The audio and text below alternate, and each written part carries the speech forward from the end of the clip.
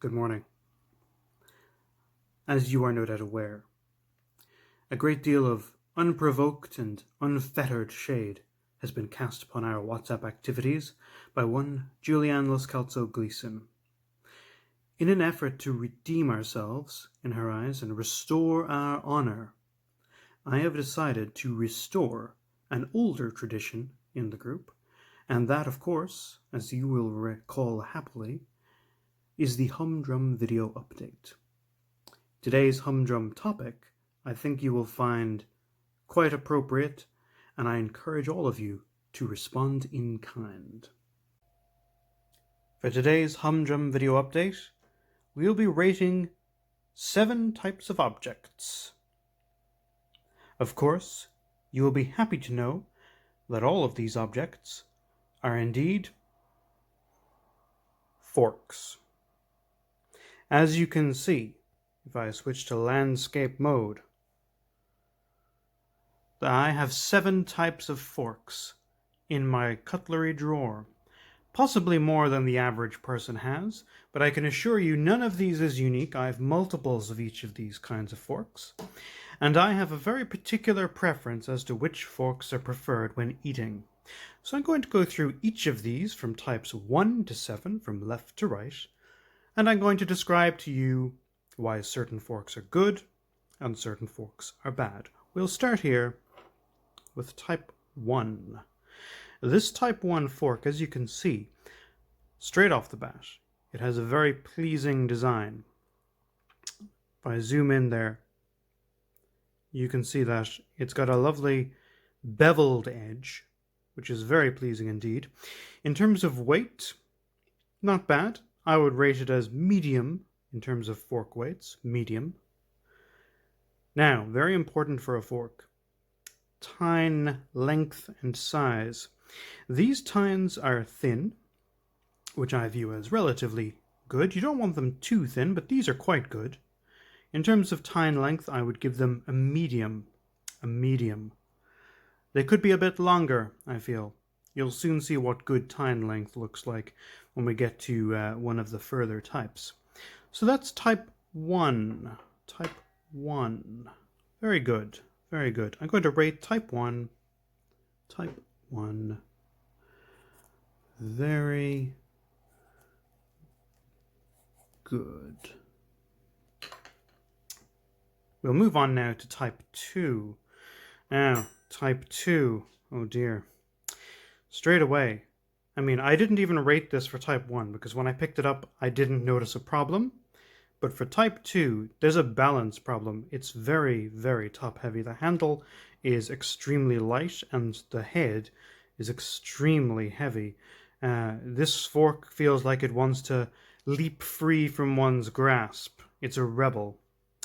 Aside from that, if I take a look at the actual handle itself, we can see it's nothing special. Very thin.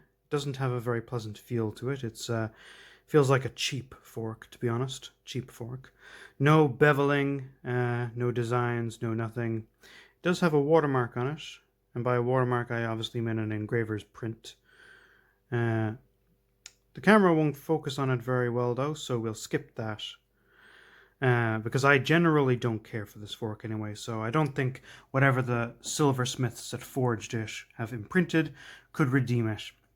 They did a bad job. Look at the tines. Frankly, the tines probably are its best feature. They're a good width, not too thin, not too thick. In terms of length, very similar to the previous type 1 fork. They are not too long, not too short. My personal preference is that they could be a little longer, so I'll give them a medium in terms of tine length. But that alone is not enough to redeem type 2 as a whole, and I will give it a rather bad score. Moving on to type 3. Very similar in design to type 2, you might say. Thin, long-handled, short of head, but very different in the feel. It's a much more balanced fork. Clearly, whoever designed type 2 I'm assuming all 7 of these forks were surely smithed in the same forge by the same people, no doubt enthusiasts like us. Clearly the smiths perfected the previous design with this. A nice simple handle, but not cheap looking like the previous one. You can see it's not got any designs, but it has been shaped. So we can actually see that the stainless steel print is marked here. The silversmiths certainly got that right, and the camera even focused on it, which is yet again another improvement from the previous fork. In terms of the head, we get yet another improvement here.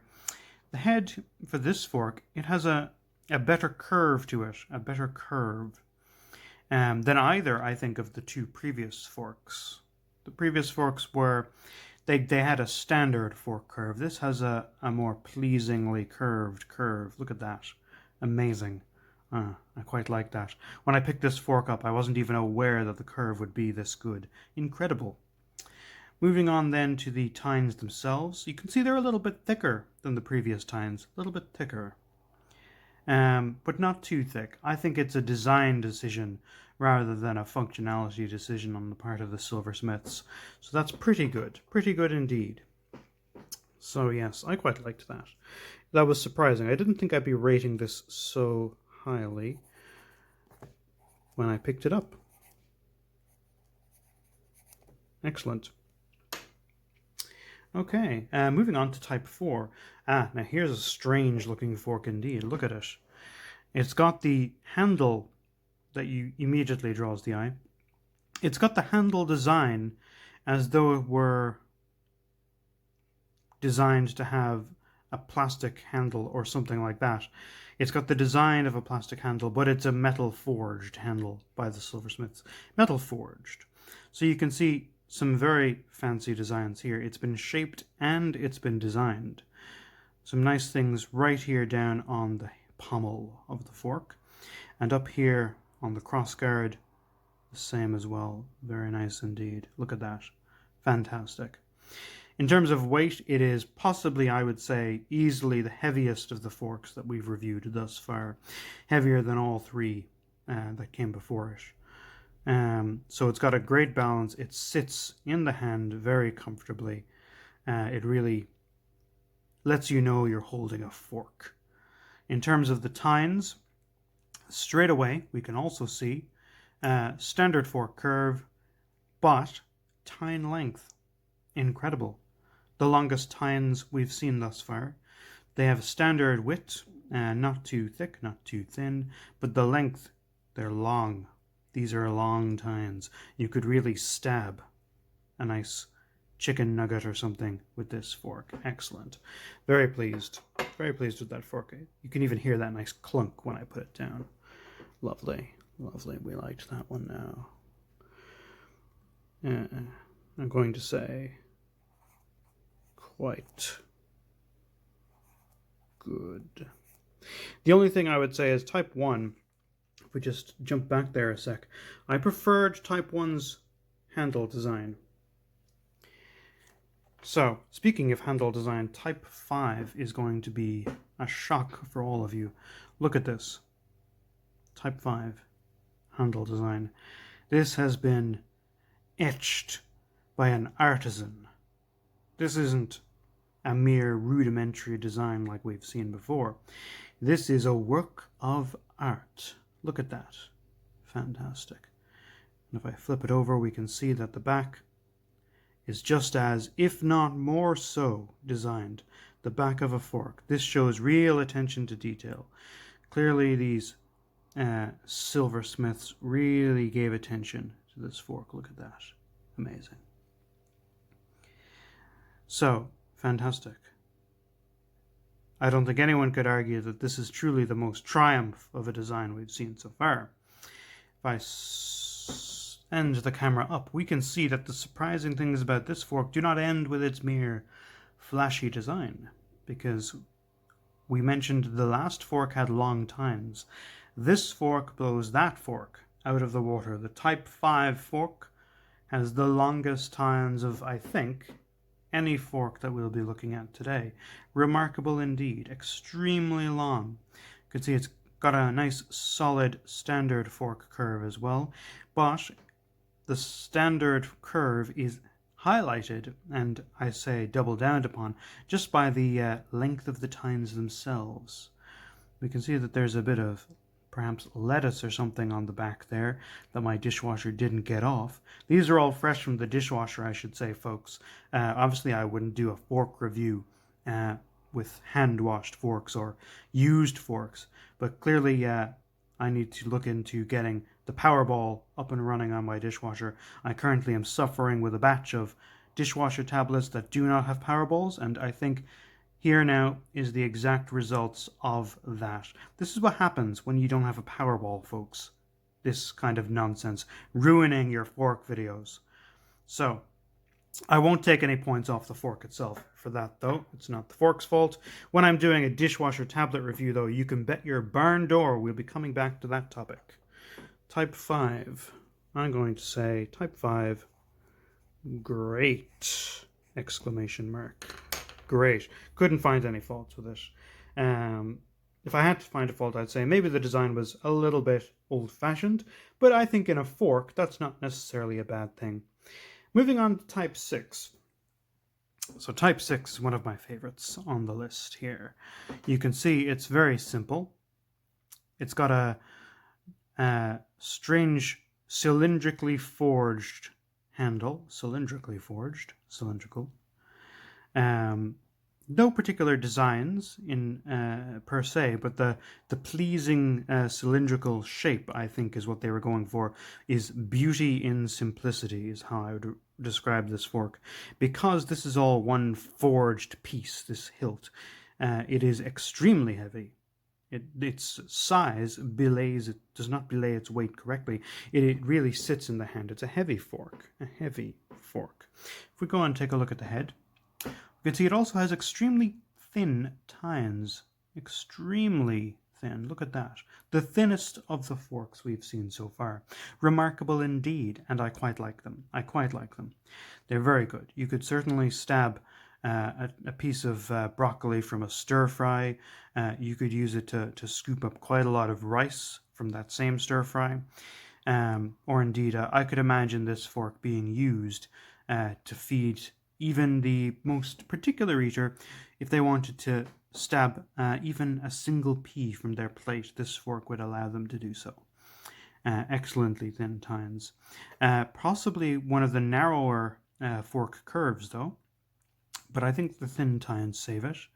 Once again, if I zoom in here, you can see there is a little bit of a rust mark there, Don't confuse this with the previous lettuce detritus from the last fork type. This is actually rust, not food material. So I'm not sure if dishwasher tablets can be blamed for rust, or if the fork should take the brunt of the blame there. But certainly this is one of the older forks we have. Oh, there's some more rust there. Look at that on the back of the tine. This is one of the older forks we have, so I'll forgive it a little bit of rust, because I do love the weight, and I do love the design of the hilt. So I'm going to say rather pleasing. Excellent. So only one fork to go, guys, and I've saved certainly not the best for last, but not the worst either. This is a fork you might be familiar with from more humble locations.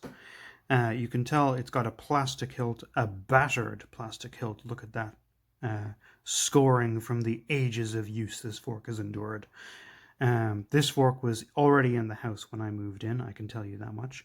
All of the others I think I brought with me, except for type 2, that was already in the house as well. I obviously wouldn't take such a cheaply thin and unbalanced fork with me. Now you can see here straight away there is a defect in this fork. The metal head of the fork does not sit perfectly in the plastic handle. I suspect that there might have been an extra piece of plastic or something here to cover up this unsightly connection. It looks like something might have come off over the years. We do see that the fork head is indeed still stainless steel, at least. Obviously, with the handle being plastic, it is quite a light fork. I was going to say unbalanced, but then I actually managed to balance it on one finger, so the fork kind of screwed me over on that observation. So I'll have to give it credit where credit is due. It is obviously well balanced. Going to the fork head itself, actually, not a bad fork head. It's a shame that the head was paired with such an unfortunately banged up plastic handle, because it's got nice long tines, a little thinner than the standard tines, not as thin as the previous fork, of course, but thin enough that I like them. And it's got a nice curvature there, a nice curvature as well. We can see, actually, looking at the curvature, that some of the tines are not perfectly aligned. You can see they're a little bit. Tine number 3 there, and number 4.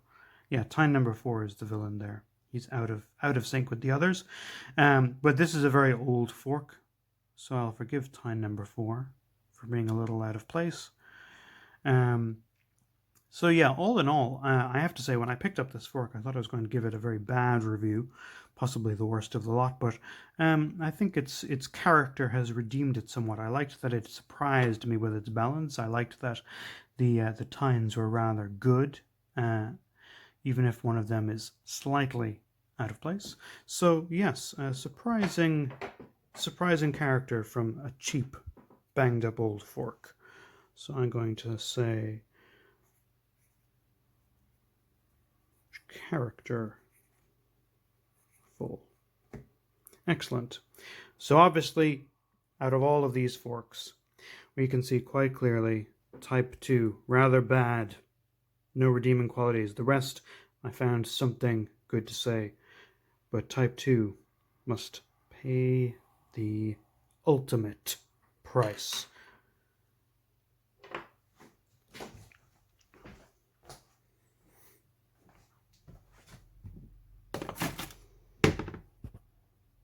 I'm sorry you had to see that, but type 2 simply could not be saved. Good day. Well, there you have it, my friends. 7 wonderful forks. Well, 6 wonderful forks and 1 dud, I think you'll agree. Therefore, your challenge for the remainder of this wonderful weekend is to respond in kind. Open up your own coveted cutlery drawers, draw forth your own forks, and let's find out who has the widest array of forks, who has the best fork overall. Let's compare, contrast, and generally indulge in the delight that is fork enthusiasm.